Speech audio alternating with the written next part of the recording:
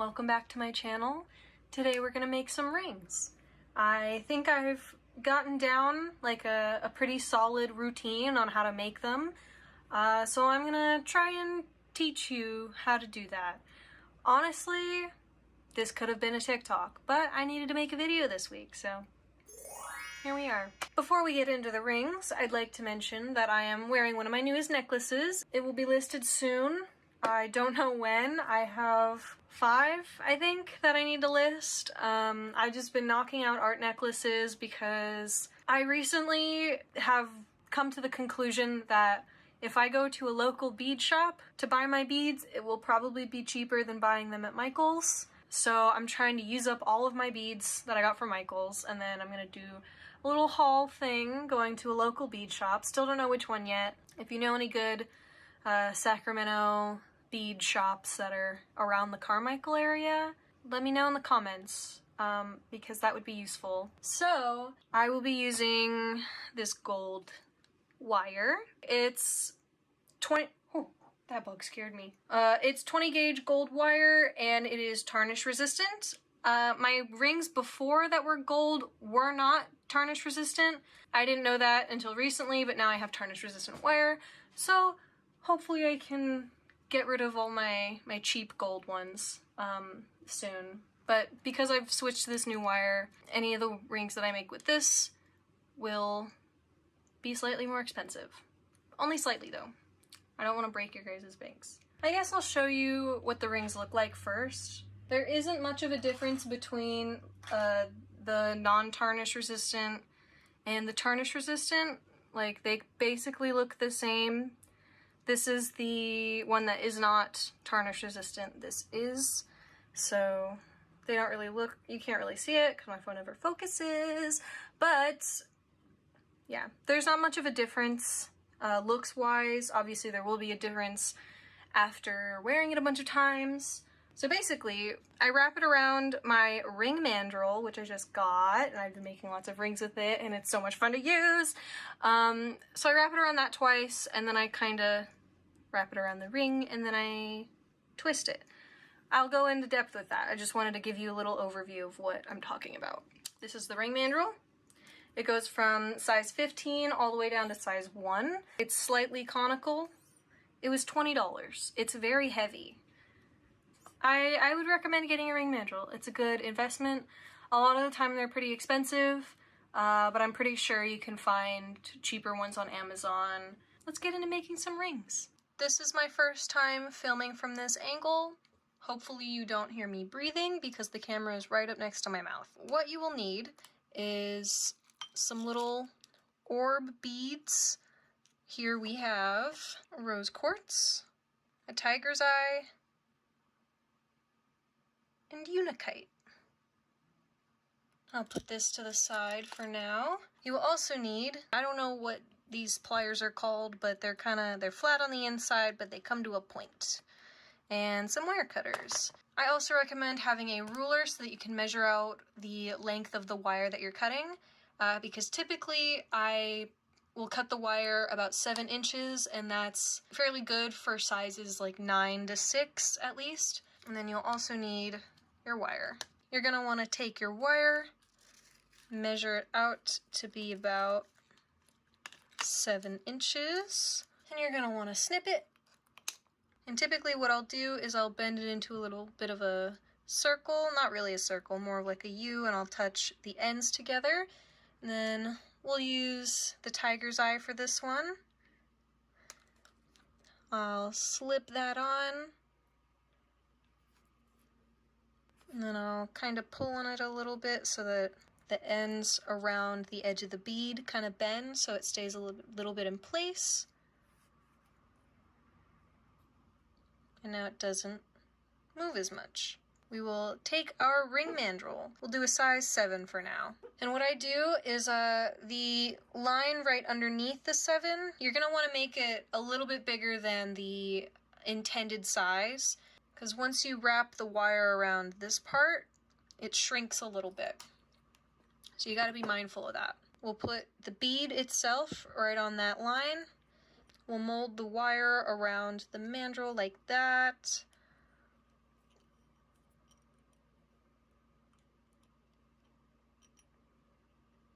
And so it looks like this. Then we'll take these pliers. I think these are called needle nose pliers, so that's what I'll be calling them for the video. If that's not what they're called, my apologies. I'm sorry if this confuses anyone.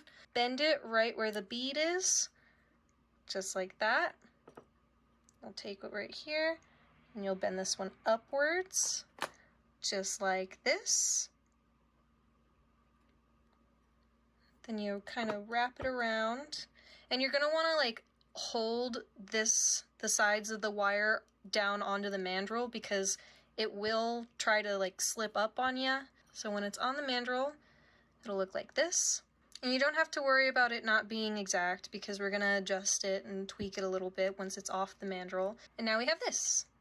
And it looks a little funky, but trust the process. So we'll take these pliers and we'll just kind of hold it in the place that we want it to. And you gotta make sure to keep your fingers holding these parts next to each other so that it doesn't end up all funky. And then you can slowly twist that around like that. You can do the same to the other side.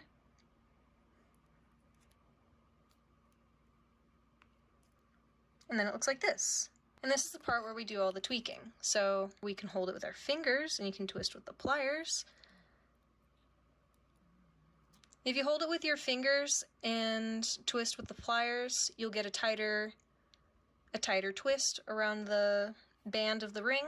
If you hold the band with the pliers and twist with your finger, then the band will stay a little bit straighter, but it's a lot harder to twist properly, or twist in a way that looks nice, I guess.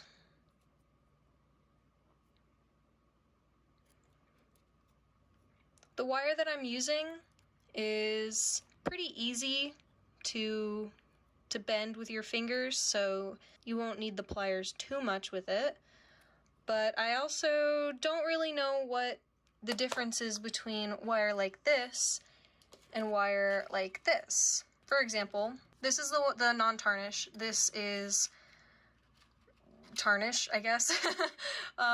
This is the silver version of it. I did have a gold, but that one I used all up. This is much harder to bend with my fingers or even with pliers than this is, and I don't know what the difference is other than the fact that this is non-tarnish, because they're both 20 gauge. If anybody knows what I should be looking for on the label that indicates how hard it's going to be to work with, let me know, because I have no idea what I'm looking for. Once you get to a tail that's about that long, you can start using the pliers like this. You kind of just work your way around the ring and you pinch it closed onto the wire. And so it looks like that. And you can do the same to the other side.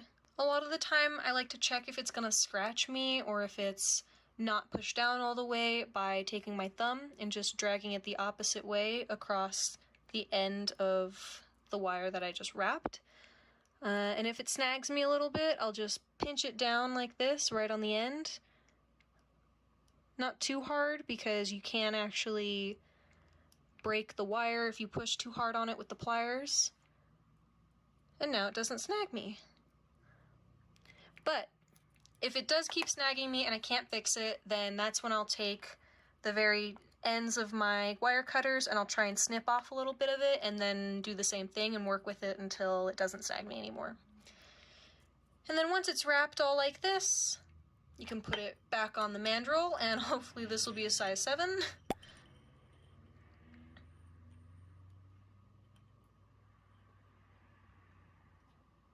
There we go. It's a little bit of a snug fit. That happens sometimes, but it is a 7. And this is what the ring looks like. A tip that I've actually heard before with pliers is that there's this stuff that you can buy to dip your pliers in that gives it a little, basically like a rubber coating over the ends so that the metal doesn't scratch the wire that you're working with. I haven't had the chance to get any of that. I also don't know where to get it other than online. So I'll be investing in that sometime soon. Now that you know how I make my rings, I'm gonna make a couple more, and I'm gonna talk about some of my jewelry plans for the next, I don't know, my next course of action of what I want to do with my jewelry stuff, etc., etc. I would like to learn how to code, because when it comes to building my own website, there's someone I follow on TikTok that I actually really like the website of, and I'm pretty sure she coded it all herself, not using any of those websites that help you make them, like Squarespace or anything. Although I know Squarespace is a really good resource for learning how to make your own website because of the templates that they give you. Anyway, I would like to learn how to code so that I can do my own thing like that. I'd like to have a separate portfolio for each of my different crafts. So I'll have a separate portfolio for art, a separate one for jewelry, and a separate one for crochet stuff. And then I will also have a shop on that website. This is all ideal, like I don't have anything started yet or anything. I'm just talking through my plans so I have a record of it for when I actually do get started. When it comes to jewelry itself, I would like to start doing a lot more art necklaces.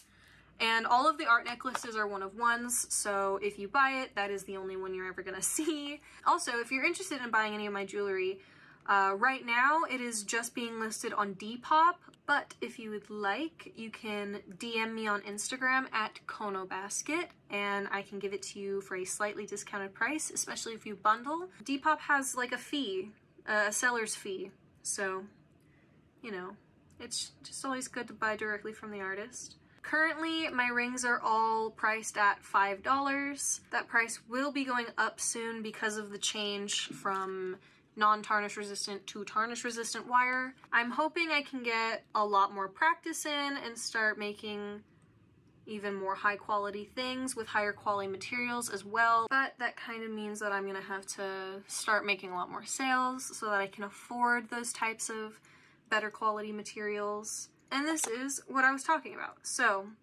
you're not gonna be able to see it because it's my front camera, but there is a little bit of a tail here that I cannot get to bend down. So I'm snipping it. And let me tell you, sometimes this is a bit of a hassle because you have to pick up what you've already bent down and then get rid of it. Ta-da! Another ring. Making rings is really therapeutic because of how easy it is once you like understand what you're doing. I love it. I would like to start making my rings made to order, but I have so much fun making them that I just want to do it in my spare time.